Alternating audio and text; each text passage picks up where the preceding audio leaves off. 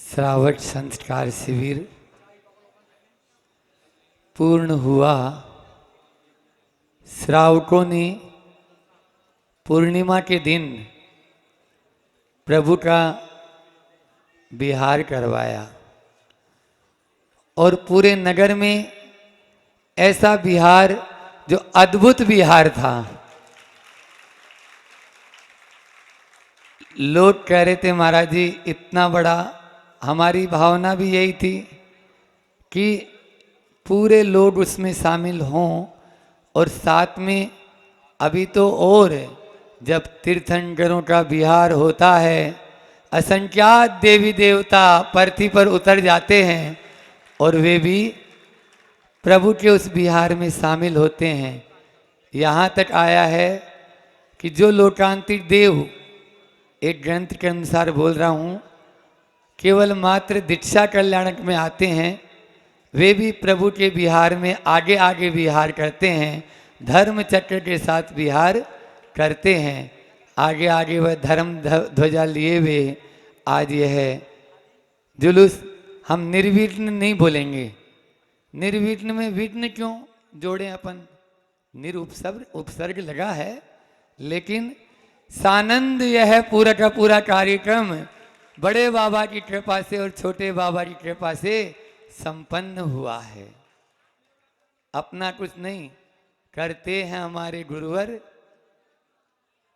गुरु आपकी कृपा से, बड़े बाबा आपकी कृपा से सब काम हो रहा है। करते हो आप जिनवर, बस नाम हम लोगों का हो रहा है। ऐसा होता है, कुछ भी नहीं, सब कुछ उन्हीं की कृपा से। बहुत अच्छे से आप देख रहे थे ध्वजा ने जो संकेत दिया था वो जब तक ध्वजारोहण था तब तक ही था। ध्वजारोहण का जैसे ही विसर्जन हुआ तो सूर्य ने अपना प्रताप आज ही बताना शुरू कर दिया, क्योंकि कल तक शिविर था, आज प्रातःकाल की वेला में ध्वजारोहण का विसर्जन हो गया। तो जो भी देवी देवता या जो भी थे तो अपने स्थान पर वापस चले गए, क्योंकि ईशान दिशा की ओर ध्वजा गई थी। पहले ही बता दिया था कि जल की खूब आपको कमी नहीं रहेगी, खूब वृष्टि होगी। और वही वर्षा सब उपवास वालों के लिए, सबके लिए एक मंगलकारी सिद्ध हुई। और यहाँ पर भी ऊपर से भी बरसता था और भीतर से भी बरसता था, तो दोनों तरफ से आप लोग अच्छा आनंद ले रहे थे।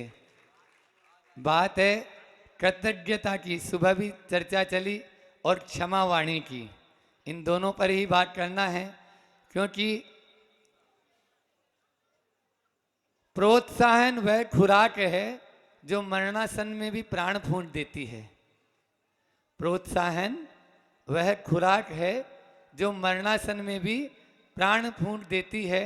तो कार्यकर्ताओं के बिना सहयोग से कोई भी कार्य संपन्न नहीं होता है। हम बोल तो रहे हैं सानंद संपन्न हो गया, लेकिन इसमें सभी मंडी वामोरा के जितने भी कार्यकर्ता हैं, चाहे वो कमेटी कोई सी भी कमेटी हो, इन कमेटियों ने बहुत ही अच्छे से पूरी रुचि पूर्वक जिसको जो काम सौंपा गया उस काम के माध्यम से उसने अपना कर्तव्य समझकर किया।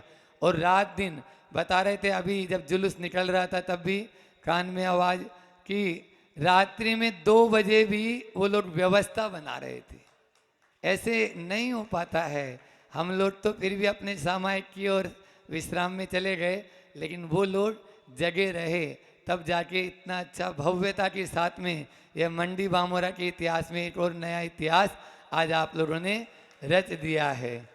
इस तरह का कि सब जगह हम नहीं बोला एक भी घर नहीं छूटना चाहिए। बाद में हम उधर भी गए, उस तरफ एक भगवान को ले लिया, एक बैलगाड़ी को, उसमें विमान था, और हमारी इच्छा थी कि अश्व रथ भी हो, वृषभ रथ भी हो और मानव रथ भी हो। वो तीनों रथ ही यहाँ चल गए आपके मंडी वामोरा में, कि घोड़ा भी थे और बैल भी थे और व्यक्ति तो चल ही रहे थे, पुरुष वर्ग तो थे ही। तो इस तरह से श्री जी को सिर पर ले जाके विराजमान किया उन लोगों ने। तो ये सब कुछ आने वाले समय में तो यहाँ पर भी एक रथ बन ही जाएगा। तो अपन को आज यह है सामूहिक क्षमावाणी जो पर्व मनाना है, इसके लिए भी बताएं कि हम लोग खम्मामि सव्व जीवाणाम सव्वे जीवा खमंतु में मेत्ती में सव्व भूदेशु वेरम मध्यम न केणवी।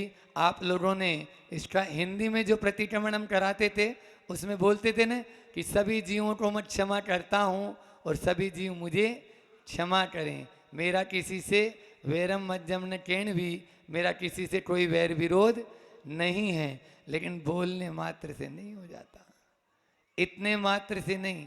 जब तक आप अपने हृदय में कसाई को कम नहीं करेंगे, उसके प्रति क्षमा भाव को नहीं लाएंगे, तब तक यह नहीं होगा।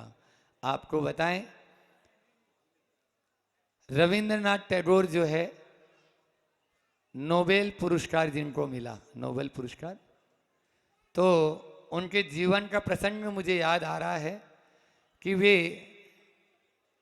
जब उनको नोबेल पुरस्कार मिला तो जो उनका पड़ोसी था ना, वो ही उनसे सबसे ज़्यादा ईर्ष्या किया, वही उनसे सबसे ज़्यादा ईर्ष्या किया कि कहीं तिकड़म से जो है ये मिला है, क्योंकि ये सब तो जैसे पद्मश्री है, ये है, वो है, तो इनमें वहाँ पर जो है आपके लोकसभा में सेटिंग है यदि, तो उन लोगों से भी तो होता ही है। लेकिन ऐसा नहीं, वो स्वयं रविंद्रनाथ जी बहुत योग्य थे, है ना।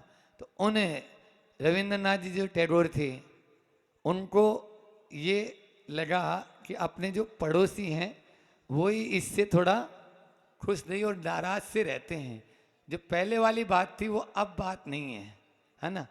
बोलते हैं ना कि वैसे तो हमारा आपसे कोई अनबन नहीं है, लेकिन अब पहले जैसा मन नहीं है।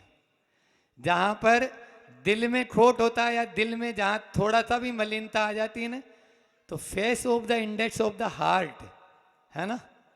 फेस जो है ना, चेहरा आपका बता देगा कि मेरा महाराज जी से थोड़ा सा हाँ गड़बड़ है, कि अब हाँ महाराज जी ने मुझे डांट दिया या कुछ कह दिया, तो वो इनको भी समझ में आ जाएगा और मुझे भी समझ में आ जाएगा। जो समझदार है, तो अब नहीं समझदार है तो उसको तो समझाना भी क्या है, ठीक है ना। तो वो face of the index of, समझ गए वो, कि रोज जाता था मॉर्निंग वॉक में और ये क्या है आज थोड़ा सा, कोई बात नहीं, पता लगाया, ऐसी ऐसी बात।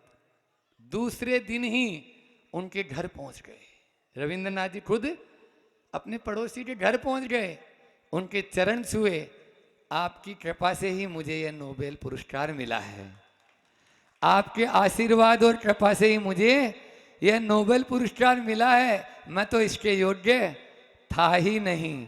इतना सुनना था और वो पानी पानी वो व्यक्ति हो गया, क्यों नहीं होगा।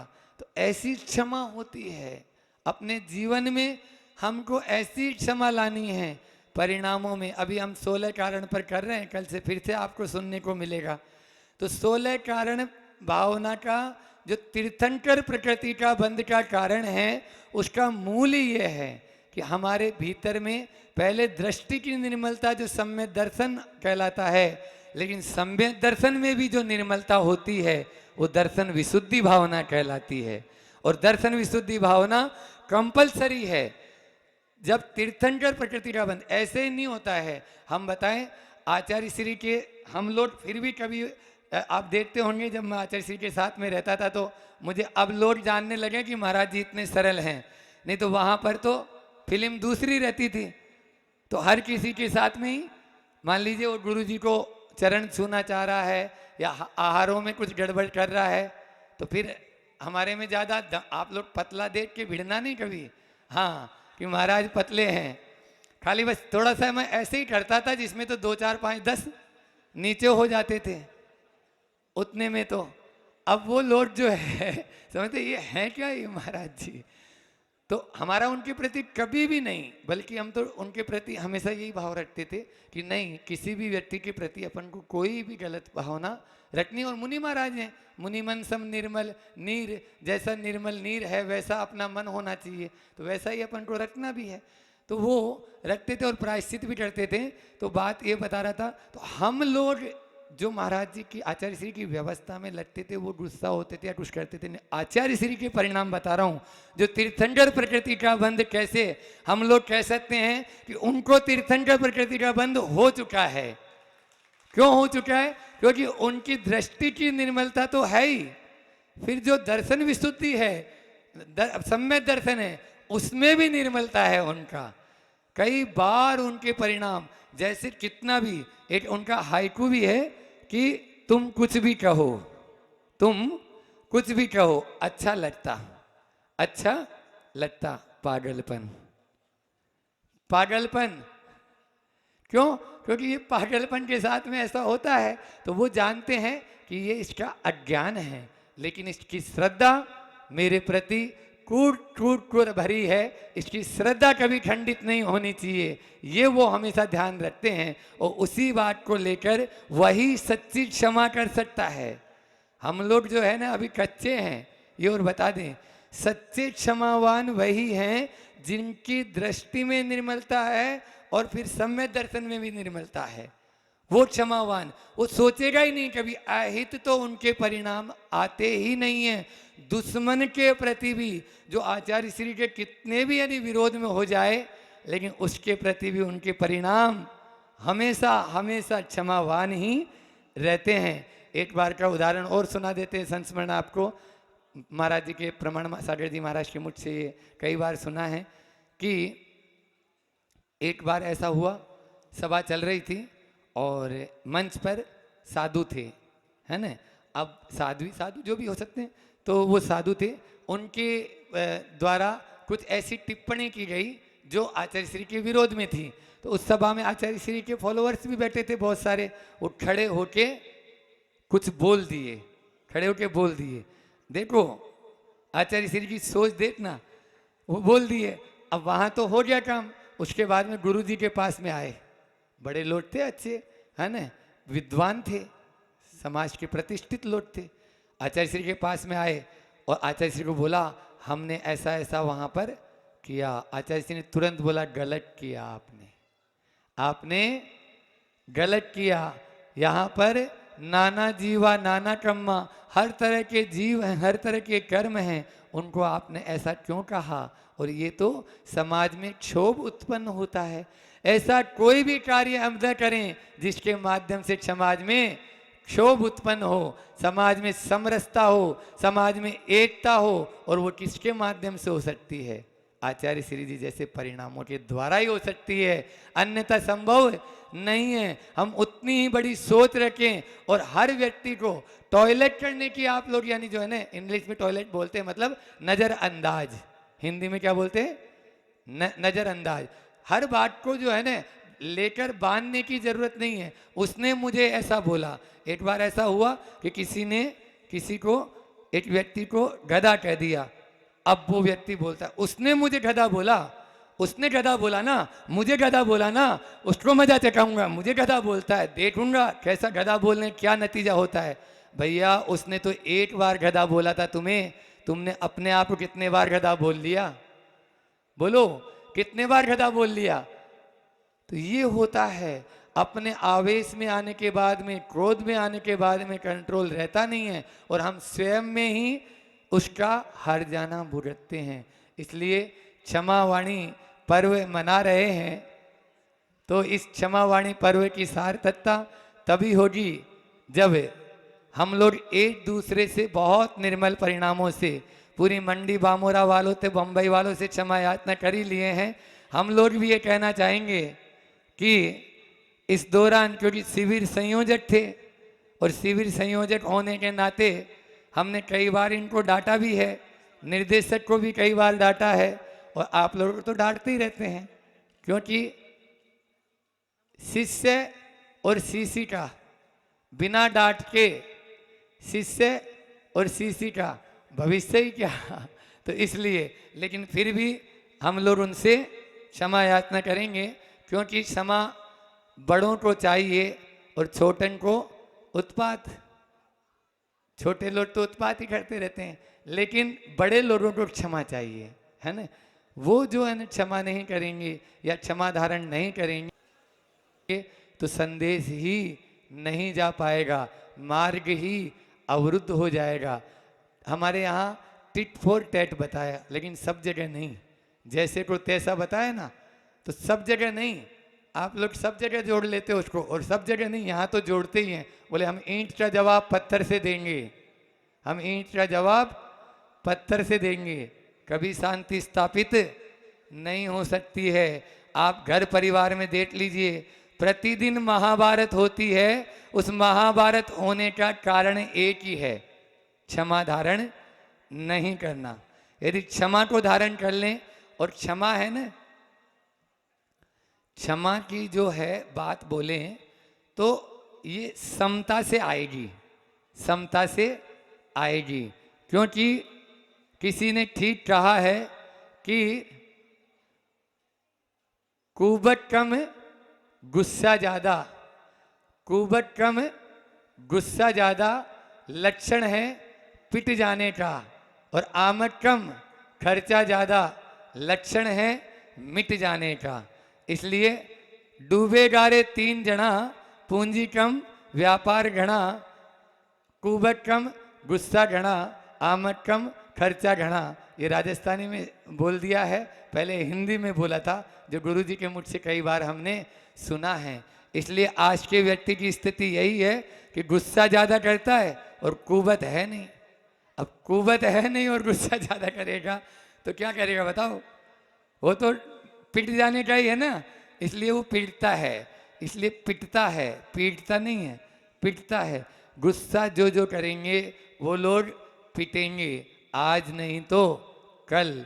हो सकता है आज अब दूसरे को पीट भी दो, लेकिन हमारे यहाँ आज जैसे ये रिकॉर्ड हो रहा है ना, ये सामने कैमरे लगे हैं, ये रिकॉर्ड हो रहा है। मैं जैसा बोल रहा हूँ वैसा ही रिकॉर्ड हो रहा है। मैं जो बात पहले बोल रहा हूँ वो पहले रिकॉर्ड हो रही है, जो बात बाद में बोल रहा हूँ वो बाद में रिकॉर्ड हो रही है। जब कभी भी आप इसको प्ले करके देखेंगे तो वही चीज़ सुनाई देगी जो हमने बोली है। आप लोग जब कैसेट आपकी प्ले होगी ना, अरे अब ये क्या, हमने तो ऐसा बोला ही नहीं था। याद करो उस दिन को जब कितना गुस्सा हुए थे आप, और आपने क्षमा की जगह क्रोध को अंगीकार कर लिया था। इस तरह से इसमें तो फिर भी एक सिस्टम है, रिवर्स और फॉरवर्ड का। अच्छी बात आप बोलते हैं तो बार बार सुनने का मन करता है, और बुरी बात अपने मुख की बोली हुई को फॉरवर्ड कर देंगे। और भी सिस्टम हो गया है, पूरी की पूरी कैसेट या चिप को डिलीट करके दूसरी भी भर लेंगे। लेकिन जो हमारे कानून की चिप है, जो कानून का कैमरा है, उसमें ऐसी कोई भी व्यवस्था नहीं है। इसलिए एक समय में बांधा हुआ कर्म 70 कोड़ा कोड़ी सागर की स्थिति को बांध सकता है। इसलिए बांधो तो देख लो, सोच समझ कर बांधना। जिन्होंने बांधा है उनको देख लो, और नहीं है विश्वास तो बांध के देख लो, कोई फर्क वाली बात नहीं है। देखो हमारे गुरुजी है ना, हमारे गुरुजी को हम बताते हैं कि उनमें 160 साल का अनुभव है। 160 साल का अनुभव, हाँ। वो तो महाराज 80 साल के ही हैं अभी तो, 83-85 साल के नहीं।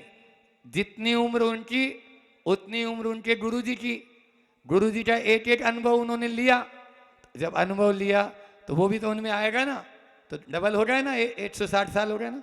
तो गुरुजी में कितना अनुभव है? 160। गुरुजी जो बोलते हैं उसको मान लो, और नहीं है विश्वास तो करके देख लो।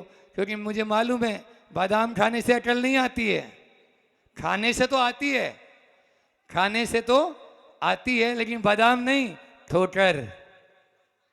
बादाम नहीं, ठोकर। ठोकर खाने से आदमी को अकल आती है। छोटा बच्चा भी होता है, आग के पास में बार बार जा रहा है, उसको क्या करते हैं, बेटा उसको मत जा, उधर मत जा, जल जाएगा बेटा, जल जाएगा, मत जा। नहीं मानता है। यहाँ भी 2, बेटा मत जा, जल जाएगा उधर, बेटा मत जा, बोल रहे हैं हम दोनों जने, नहीं मानता है। जब एक आध बार उसमें हाथ दे देता है ना, अरे रे रे रे, अब वो कभी भी जिंदगी में दोबारा नहीं जाएगा। अकल तो आई अनुभव से नहीं, खाने से, बादाम खाने से नहीं, ठोकर खाने से। तो तो ठोकर खाने से अकल आती है।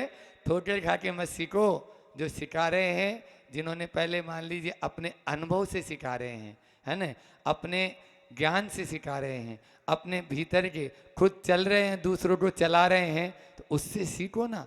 क्यों अपन जबरदस्ती अपन हानि में जाएं? तो इस चीज़ को अपन को अंगीकार करना है। आज क्षमावाणी के ऊपर ये पंक्तियां पढ़ते हैं कि छोटी सी जिंदगी मन मुटाव किस लिए, छोटी सी जिंदगी मन मुटाव किस लिए, रहती है दिलों में दीवार किस लिए, रहती है दिलों में दीवार किस लिए, है साथ कुछ दिनों का फिर सब अलग अलग, राहों में हम बिछाएं फिर कांटे किस लिए, राहों में हम बिछाएं फिर कांटे किस लिए।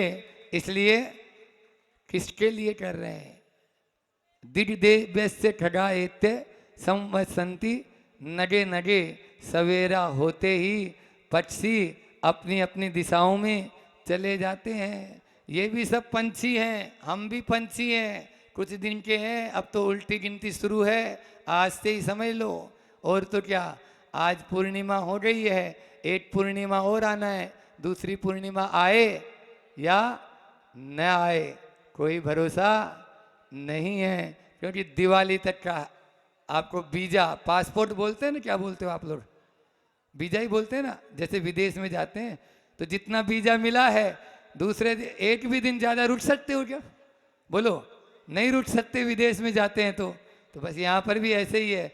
फिर यदि एक्सटेंशन कराना हो, रिवोल्यूशन कराना हो, और कुछ कराना हो तो गुरुजी है ना। इसलिए अभी ये शिविर पूरा नहीं हुआ, अभी ये शिविर अधूरा है, क्योंकि जिनकी कृपा से इतना बड़ा कार्य हुआ है, जब तक उनके चरणों में नहीं जाओगे, सब मिलकर, चाहे वो बाहर वाले हों चाहे भीतर वाले, मंडी बामोरा वाले हों।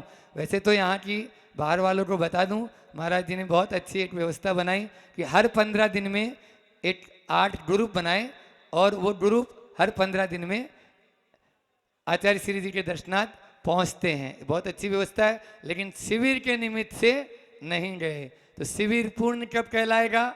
जब जिनके चरणों में विनयांजलि अर्पित करना है, तब शिविर पूर्ण कहलाएगा ना। अभी वहाँ की विनयांजलि तो हुई नहीं है, केवल अपन ने परोक्ष रूप से उन याद कर रहे हैं।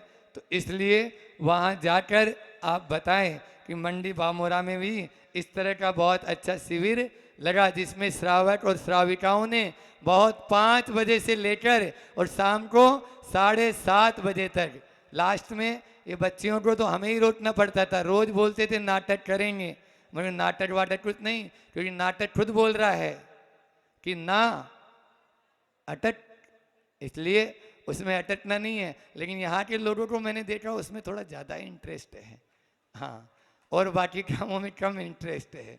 ऐसा नहीं, अपन को ज़्यादा नाटक और ये नौटंकी में उलझना नहीं है। अपन को तो शाश्वत जो आत्मा है उसकी ओर जाने का जो मार्ग है, उस मार्ग को अपन को देखना है। समय भी हो रहा है, फिर से अपन क्षमा के ऊपर और पंक्तियाँ लेते हैं कि क्षमावान जो करते वो होते उदार हैं, स्वयं क्षमा के सागर बंद बना देते सबको तार है।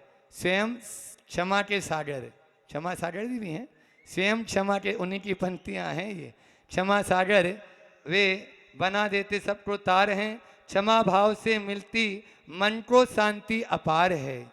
आप देख लीजिए। अच्छा ये बताओ, गुस्सा करने से आपको जो है मन में शांत रहता है, या दिन भर आपका अच्छा जाता है, या क्षमा धारण करने से होता है? तो ये बणियों का काम नहीं है, क्षत्रियों का काम है क्षमा करना। समझ में आ रहा है? क्षमा वीरस्य भूषणम बोलते हो ना, ये वीरों की संतान जो होगा वही क्षमा कर पाएगा, हर कोई क्षमा नहीं कर पाएगा। कलकत्ता में एक सज्जन हैं, वो सज्जन बहुत अच्छे, ये समझ लीजिए, हमें उनको देखकर, यानी वैराग्य के मार्ग में हम उनको देखकर ही बढ़े। वो व्यक्ति जब किसी से भी, चाहे छोटा बच्चा भी है, उससे भी गलती हो जाए, ठीक है ना, हम बोल ही देते नाम। गृहस्थ अवस्था में वो मामा जी रहे, केसी जैन नाम उनका है, कैलाश जी, छोटे भी हैं, और मंदिर में वो खूब स्वाध्याय, पूरे कलकत्ता समाज को खूब स्वाध्याय कराया उन्होंने।